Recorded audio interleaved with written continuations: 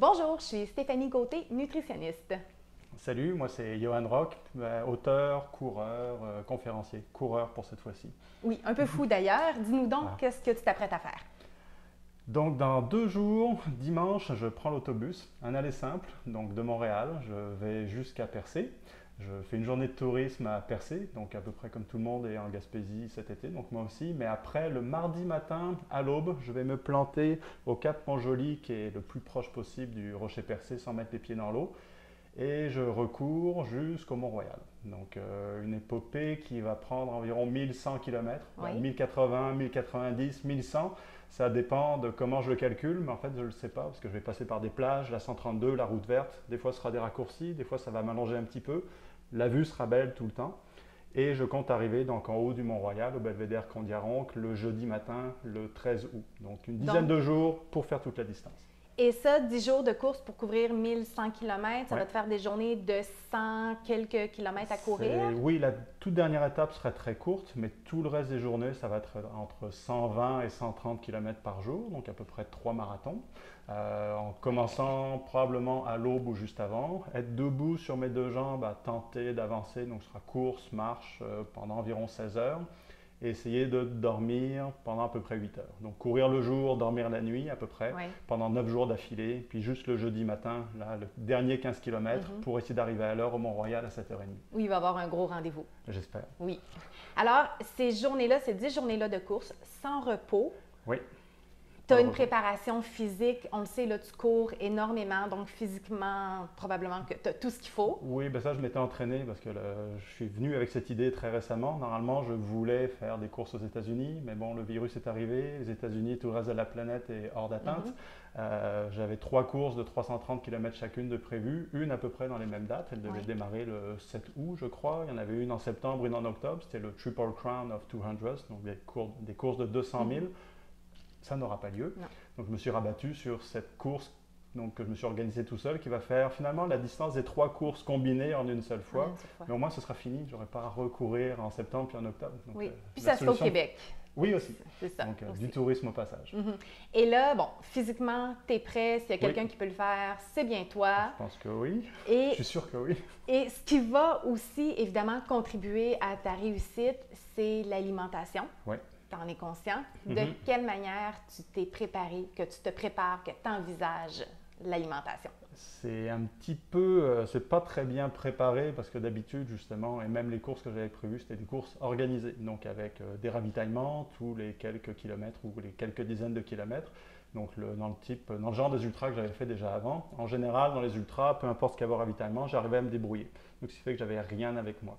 Là, j'ai choisi ce tracé-là, donc qui va longer la côte et donc passer d'un village à l'autre pour un peu la même raison, c'est-à-dire j'aurai pas de ravitaillement organisé, mais il y aura les dépanneurs, les stations-service, les petits restaurants qui seront sur mon chemin, parce que je fais ça sans aucune équipe. C'est-à-dire, je prends l'autobus tout seul et je reviens tout seul. Donc pour moi, mon idée, c'est si je suis tout seul, je ne suis pas en pleine forêt, donc je vais pouvoir m'alimenter avec ce qu'on trouve dans les commerces. Donc ça veut dire des bar Mars, du lait au chocolat, des choses comme ça. Ce qui est plus ou moins idéal, mais qui devrait me permettre d'arriver vivant à Montréal, en bonne santé, je ne sais pas, mais vivant. Bien, c'est sûr que dans les dépanneurs, il y a des calories, il y a du sucre, il y a des aliments en masse pour te fournir de l'énergie. Mais c'est sûr que c'est beaucoup des aliments transformés, beaucoup des aliments raffinés aussi. Mais tu vas aussi pouvoir compter, en tout cas, tu as demandé de l'aide, tu as eu beaucoup de réponses aussi, Oui. sur des gens en cours de route pour avoir de la vraie bonne bouffe à manger. Oui, c'est sûr que dès que j'ai lancé l'idée, que j'ai rendu l'idée publique, il y a eu la communauté de coureurs à embarquer à fond dans le projet et j'ai eu tout de suite plein d'offres justement pour courir avec moi ou m'encourager sur le chemin, donc ce qui va faire du bien au moral, donc ce qui va être essentiel. Mais il y en a aussi qui m'ont dit, si tu veux, on peut te faire à manger, des collations, des choses comme ça. Donc là, ce sera un apport inespéré, un bonus dans mon parcours, donc des ravitaillements qui vont s'improviser pour m'aider, puis ça va m'aider, peut-être même me sauver, peut-être pas la vie, mais la course probablement. La Donc, course. ouais. Ah oui, ça c'est certain parce que ce que tu t'apprêtes à faire, tu vas probablement dépenser un 8-10 000 calories par jour. Aïe.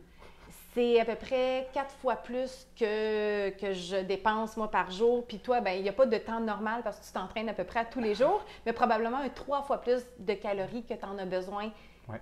dans ton quotidien. Ça fait énormément de bouffe. c'est jour après jour aussi, Oui. pendant 10 jours.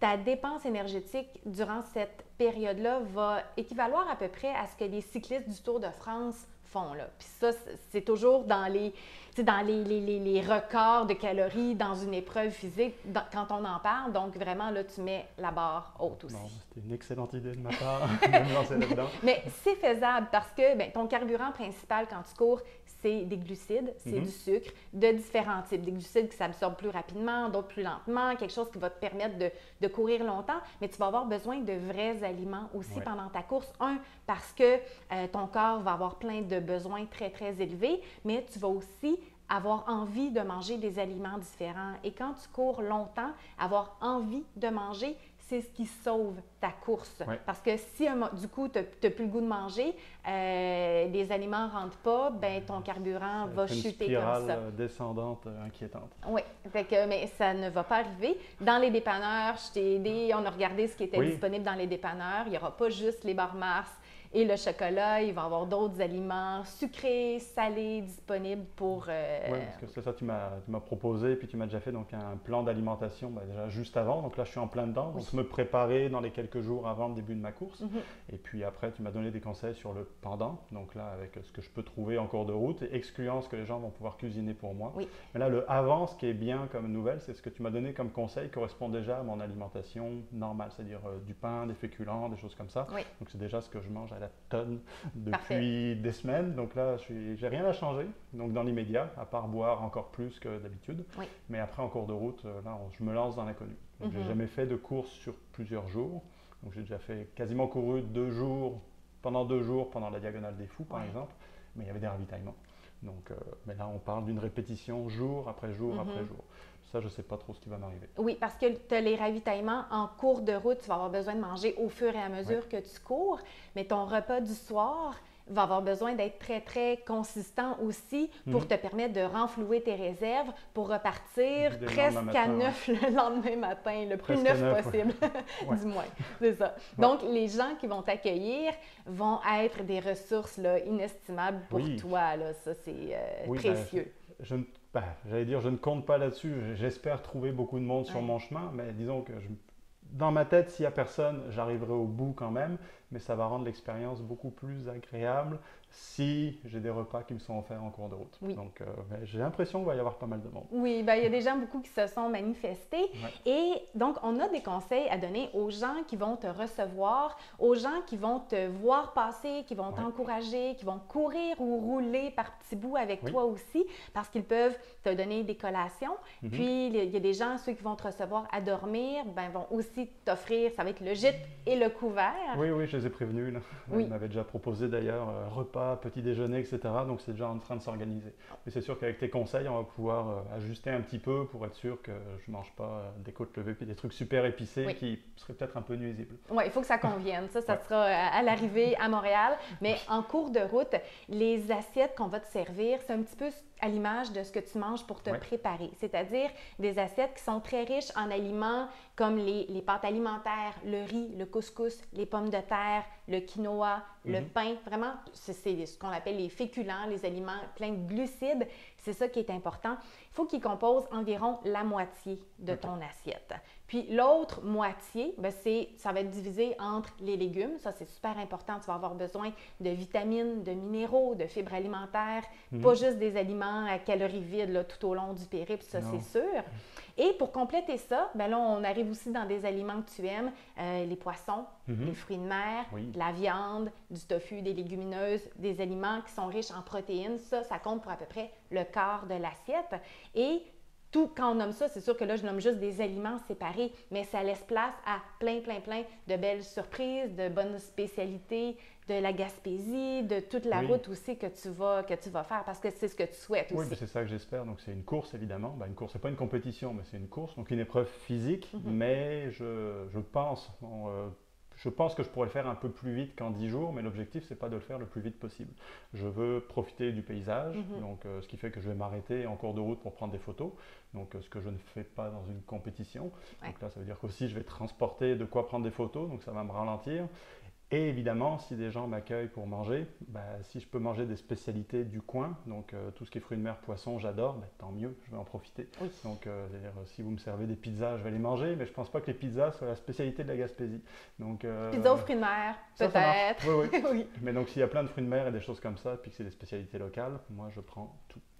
Et les bières de microbrasserie aussi. Même si tu m'as dit qu'il fallait que j'évite, mais bon, je vais quand même goûter. Disons, en petite quantité, ça fait plaisir aussi. Ça va changer ton goût aussi, des boissons sucrées que tu vas sûrement boire amplement. Donc, oui, une petite bière de temps en temps, ça va peut-être même t'aider à arriver au bout moralement. Ça fait du bien au moral, c'est rafraîchissant. Donc, il ne faut pas négliger ça. Non, c'est à prendre, ça, c'est certain. Donc, les personnes qui vont venir, en fait, qui vont t'accueillir, vont t'offrir un souper bien consistant, un dessert aussi, si ça vous tente d'en faire, ça, t'es partant pour ça aussi. Tu vas avoir besoin de bien boire, de te réhydrater parce que tu vas avoir transpiré énormément pendant la journée. Donc, il faut renflouer autant les réserves musculaires que ton état d'hydratation. Ça, c'est super important. Et tu ne vas pas déjeuner, par exemple. Non. Ça, c'est ma particularité. Donc, ce n'est pas des conseils que je donne à tous les coureurs. Mais dans mon cas, j'ai trouvé que quand je mange trop tôt avant de partir courir, ça me donne des brûlures d'estomac. Donc, ce n'est pas nuisible pour la course elle-même, mais au niveau confort, c'est extrêmement désagréable. Donc, j'ai appris à force que je ne dois pas déjeuner le matin avant de partir courir. Donc, dans ce cas-là, même pour cette très longue course-là, je vais partir à jeun. Donc, je peux boire du café, des choses comme ça, il n'y a aucun problème. Mais manger, très mauvaise idée pour le confort. Par contre, une fois que je suis parti, aucun problème. Donc, ce qui fait que je prendrai le déjeuner en cours de route, mais ceux qui vont m'accueillir, c'est sûr que des crêpes, des gaufres, du pain, peu importe, ce serait très apprécié, mais probablement que je n'y toucherai pas pour ne pas gâcher mes premiers dizaines de kilomètres de chaque journée. OK. Donc, dès que tu vas être en route, à ce moment-là, ça va rentrer. Les gens que tu vas rencontrer vont pouvoir t'offrir des gaufres en chemin. Ça va Oui, s'ils veulent m'accompagner, faire quelques kilomètres et m'offrir les gaufres plus tard, je les prendrai une fois que je serai parti. OK. Bien imbibé de sirop d'érable. Oui, c'est ça. OK, d'accord. Fait que pas de déjeuner, un bon gros souper. Et si vous rencontrez Yoann en route, là, les collations vont être bienvenues. On va essayer de contrebalancer un petit peu ce qu'il y a dans les dépanneurs, donc de la bouffe maison le plus possible. Mais c'est sûr que, est-ce que tu comptes avoir des aliments comme, par exemple, des gels ou du sirop d'érable, des jujubes pour sportifs? Est-ce que tu comptes avoir de ça? Je vais en avoir. Donc, ça va être un test aussi pour moi parce que dans les ultras, j'en avais jamais pris. Donc, ce que je voulais être le plus autonome possible. Et en plus, de toute façon, il y a des ravitaillements, plein de choses comme ça. Mais là, pour cette course-là, ça va être tellement long que je vais quand même en transporter. Donc, je vais les goûter en cours de route. Ce sera un test pour voir si ça fonctionne ou pas pour moi. Donc, de toute façon, il y a plein de choses. On peut essayer de prévoir tout ce qu'on veut maintenant. Il y a plein de choses qui ne fonctionneront pas alors qu'on aurait vraiment aimé que ça fonctionne. Mais par expérience, je sais que les jujubes fonctionnent toujours très bien. Donc, peut-être qu'au bout de quelques jours, ça ne fonctionnera plus. Les gels de sirop d'érable, je vais en recevoir normalement aujourd'hui, si je vais pouvoir partir avec. Donc ça, je vais les tester. Donc ces Brix, là, je vais en avoir une bonne quantité. Excellent. Donc, sauf là, il y aura le problème du transport. Je ne vais pas partir avec tout le paquet avec moi. Puis sinon, donc là, je sais que tu as mis des pastèques. Donc ça, j'en prends des fruits frais. Dans les ultras, quand il y en a, c'est toujours quelque chose qui fonctionne extrêmement bien. Donc ceux qui vont m'accueillir sur le chemin, si vous avez des fruits frais, j'ai déjà testé les bananes, les melons, les choses comme ça, les pommes. Aucun problème, ça fait du bien. Oui, c'est frais, c'est pas trop lourd, ça laisse pas d'arrière-goût dans la bouche, ça c'est génial. Puis ça apporte beaucoup d'eau aussi en même temps que des glucides, donc ça c'est une très très belle option. Dans la catégorie des fruits, tu as des fruits séchés aussi qui peuvent, qui sont encore plus concentrés en énergie, qui peuvent être une bonne option. Ça c'est bon. Ça se transporte pour bien toi aussi, donc c'est quelque chose, si des gens m'en donnent puis que je veux continuer à courir avec, c'est facile à transporter, puis ça fait aucun déchet. Parce qu'après, c'est une autre gestion de transporter les déchets jusqu'à la poubelle suivante. Si c'est des trucs tout emballés, il va falloir que je transporte ça peut-être pendant des kilomètres. Si je peux éviter, tant mieux. Oui. Donc, ça, c'est ce que tu aimes. Les fruits, par exemple, des fruits séchés. Tu vas aimer aussi les muffins. Oui. Muffins maison. Oui. On va présenter aussi des boules d'énergie que tu peux aimer. D'ailleurs, on va aller chercher mon livre. Ça a été mon coup de cœur. Donc, quand tu m'as préparé ça pour me faire tester il y a quelques jours, ça m'a rappelé une course que j'avais faite à Hong Kong où il y avait des petites boules de riz comme ça. Donc, du riz collant. Le goût était très léger. Je pense qu'il y en avait des salés, sucrés, je ne me souviens plus, mais c'était salé, mais très légèrement salé. Et ça passe tout seul. C'est léger, ça colle pas aux dents, ça se prend, c'est dans la main, c'est des petites portions. Là, je pouvais partir avec, puis manger ça, ça fait énormément de bien. Donc, quand tu m'as proposé ça, tout de suite, c'est vrai, j'avais déjà eu ça, ça avait été un grand succès. Ça se mastique bien, ça s'avale bien, donc ça correspond à ce que tu aimes, parce que ce qui est trop collant, ce qui est sec, ça, c'est pas souhaitable. C'est long à mâcher, donc je vais avoir, mes efforts ne seront pas à mâcher des trucs, mais à courir. Surtout après, ça reste collé aux dents, donc si après je suis obligé comme de me décoller des trucs des dents pendant 20 km, ça finit par jouer dans la tête, c'est pas super positif comme expérience. Si je dois le rincer avec de l'eau alors que mon eau est comptée aussi, ce ne sera pas super agréable. Donc tandis que les muffins, tout ce qui est vraiment mou, qui se mange facilement, ça passe très bien. Humide aussi.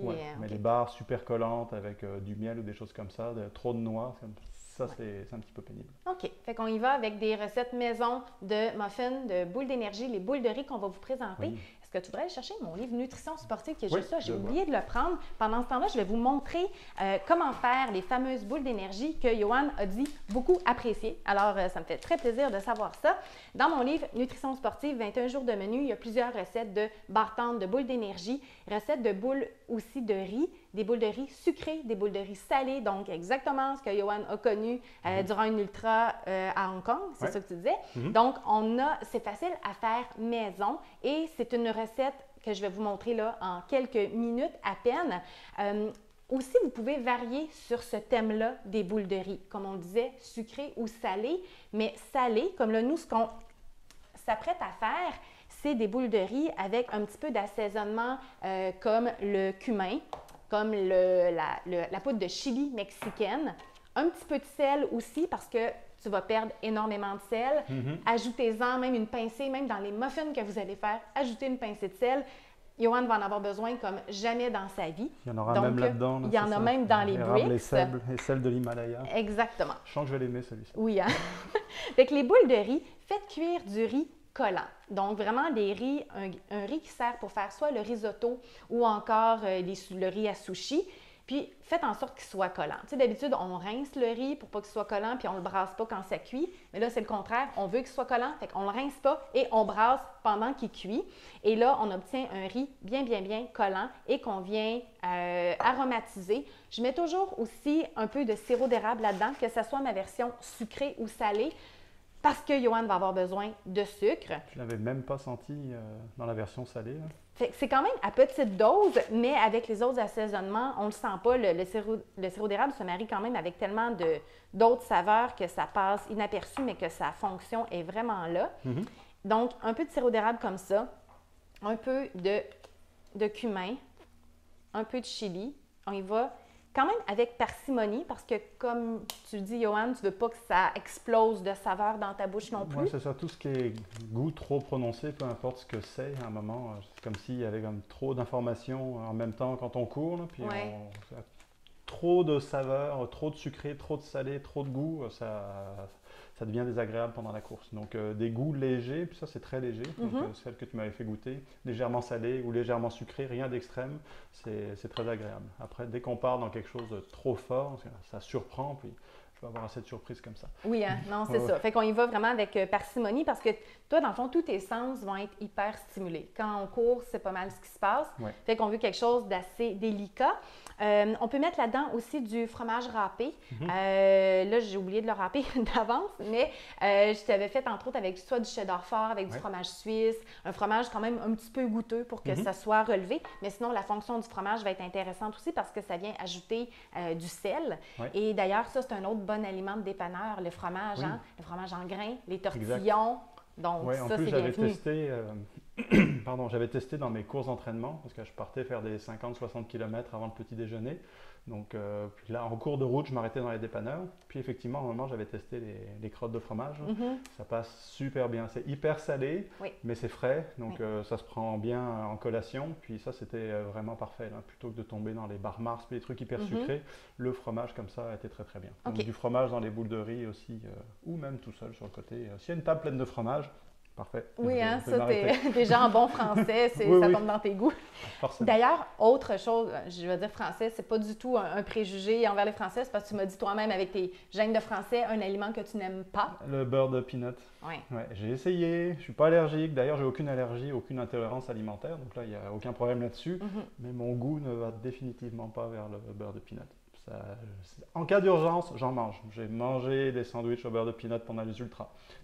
S'il faut, j'en mange, c'est pas grave. Question de survie. Mais si je peux éviter, tant mieux. OK. Donc, les barres tendres, les boules d'énergie, parce que j'en ai fait à Johan, je l'ai appris à mes dépens. Le beurre de peanut, c'est non, mais il y a plein d'autres options. Oui. Oui. D'ailleurs, des sandwichs aussi en cours de route, c'est quelque chose que tu peux manger. Oui. Ça va pouvoir te faire du bien. Oui, ben c'est plus léger que les bar tendres qui en général sont très denses. Oui. Les sandwichs, c'est plus facile à mâcher.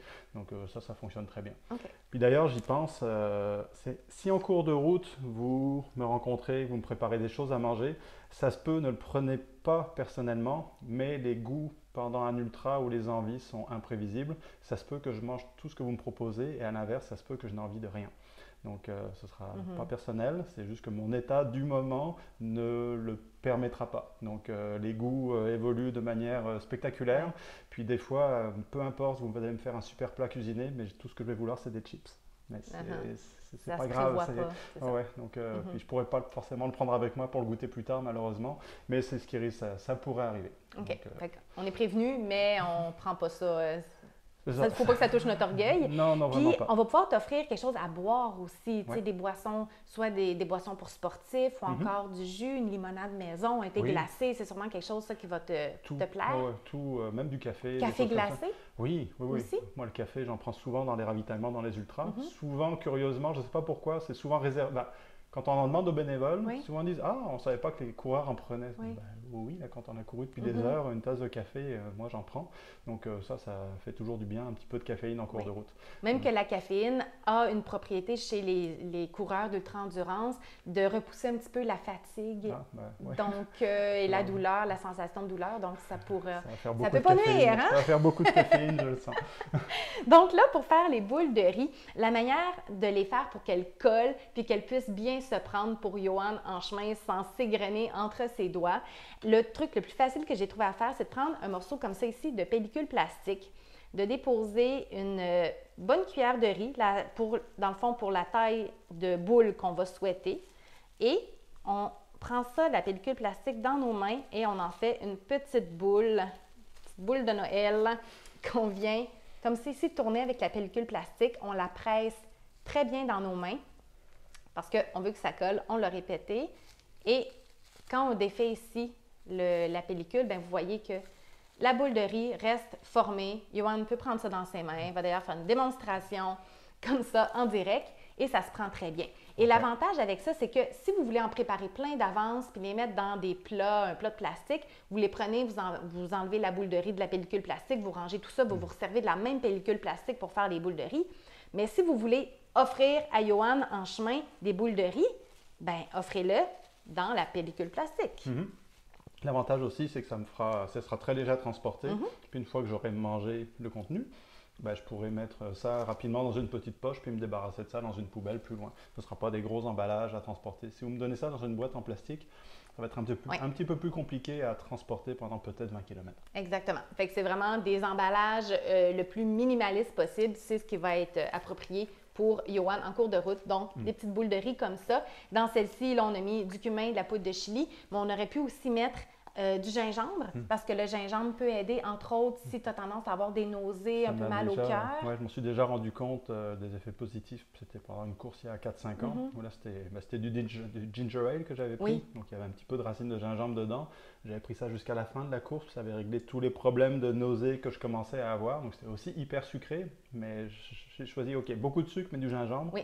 C'est très utile pour un petit peu stabiliser la digestion en plein effort d'endurance. Oui, ça a démontré son efficacité, le gingembre, pour diminuer les nausées. Donc, ça, vous pouvez cuisiner avec un petit peu de gingembre, que ce soit en poudre ou frais.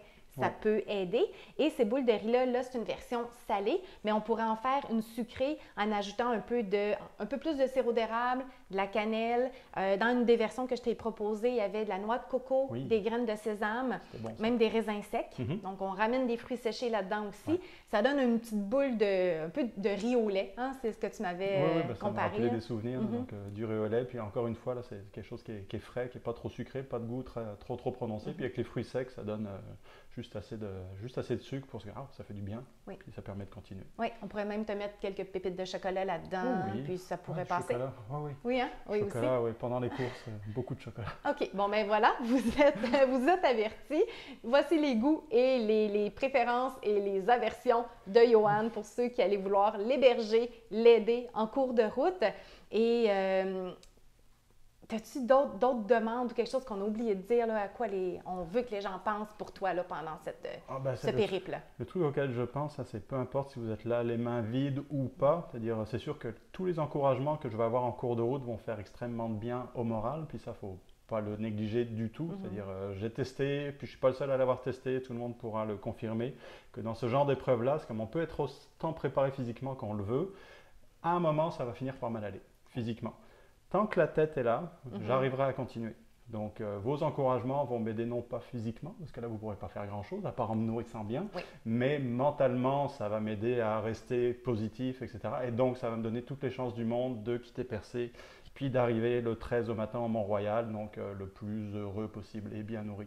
Donc, que vous ayez les mains pleines ou pas, si vous êtes là, ça va être parfait. Et pour être là, merci d'avance. Et pour être là, on le sait comment, où tu vas être, à quel moment. Oui, ben là j'ai pu tester, enfin je l'ai reçu, j'ai une balise GPS donc qui va diffuser ma position toutes les 15 minutes sur Internet. Donc il y aura une carte, puis on pourra voir mon tracé. Donc c'est précis, mais ce ne sera pas toutes les secondes, mais de toute façon à la vitesse à laquelle je vais avancer, même s'il y a un signal toutes les 15 minutes, vous aurez le temps de me voir arriver et donc de vous mettre dehors ou de vous déplacer pour venir me voir. Donc ça, ce sera le meilleur moyen. Parce que moi, je ne vais pas gérer sur mon téléphone pendant que je cours les rendez-vous, les points de rendez-vous. En plus, je ne vais peut-être pas savoir exactement où je suis. Les gens seront mieux renseignés que moi parce qu'ils auront la position. Moi, j'aurai juste comme le fleuve à droite. Tant que le fleuve est à droite, c'est une bonne nouvelle. La Gaspésie à gauche. Si à un moment le fleuve est à gauche, vous pourrez me dire, c'est dans l'autre sens, Montréal. Donc, mais avec la balise GPS, ça va être parfait. OK. Donc, les informations passent par ta page Facebook, Johan Rock, je suis en train de... Ultra Ordinaire. C'est ça. Donc, Johan Rock, Johan J-O-A-N, avec un J, merci mes parents, R-O-C-H, puis / Ultraordinaire, donc le titre de mon premier livre. Puis d'ailleurs, cette course-là, ça va donner lieu à un deuxième livre avec plein de photos, puis plein d'aventures. Puis votre nom sera peut-être dans le livre, dans les remerciements, parce que là, je ne pourrais pas vous le laisser de côté si vous m'accueillez sur le chemin. Donc, mais sur cette page-là, je suis en train de finaliser pour mettre toutes les infos, donc le lien vers la carte pour me suivre. Et puis chaque jour, je vais programmer aussi une publication, parce que toutes mes étapes sont prévues. Après, est-ce que je vais les respecter? On verra comment ça se passe. Mais bon, il y a à peu près il y a 9 étapes, donc avec la dernière qui est donc le 13 août. Donc là, ça va vous aider à me situer sur la carte et à venir me voir, peu importe dans quel état je vais être. Oui, parce que tu vas arriver sain et sauf. Ça, on est pas mal convaincus de ça. Et on va sûrement avoir plein de choses à parler après ce périple-là, parce que autant toi là, que moi, comme ta nutritionniste, on va apprendre plein de choses. C'est sûr, parce que là, on se lance dans l'inconnu. Donc moi, j'ai jamais testé ça. Donc pour toi aussi, conseiller quelqu'un qui va faire 10 jours de course en continu, c'est pas arrivé, jamais. Donc il y a des choses qui vont fonctionner, il y en a d'autres qui ne fonctionneront pas. Il y a des choses qui vont fonctionner au début, qui ne fonctionneront pas par la suite. Je vais sûrement avoir plein de problèmes inédits auxquels on n'a pas pensé, qu'il va falloir que je règle ou va falloir que je trouve une solution en cours de route. Donc ça va être vraiment instructif de se reparler, peut-être pendant en cas d'urgence, mais définitivement après pour voir finalement comment ça s'est passé. Oui, 1000 km de boules de riz. Ouais, peut-être qu'après les boules de riz, je ne veux plus rien savoir. D'accord. Il y aura d'autres options en route, on est pas mal certains. Pour le prochain défi, ce ne sera peut-être pas des boules de riz. Ça, c'est sûr. Oui, bon, c'est ça. On trouvera d'autres recettes. Il y en a 1001 des recettes, il y a 1001 possibilités. Donc, bien, merci de me laisser t'accompagner dans cette aventure. Ça fait vraiment plaisir. C'est vraiment un beau défi. C'est sûr que, regarde, je vais être sur appel si tu as besoin de moi. Merci, je t'essaierai de pas trop te déranger pendant tes vacances, mais... Regarde, ça sera rien de mon côté, je ferai pas ce que tu fais, fait que... Parfait. En tout cas, merci aussi pour m'avoir proposé cette aide-là, parce que c'était inespéré. Moi, j'y connais rien en nutrition, j'y comprends rien. Apparemment, je fais les choses à peu près comme il faut, par essai et erreur, ce qui est normal, mais là, ça permet de mettre un cadre un peu plus strict autour, ce qui ne fera pas de mal avec ce qui m'attend. Ça me fait un grand plaisir. Fait qu'un gros bonne chance, Johan, puis on se reparle dans une couple de semaines. Parfait. Merci beaucoup. Merci.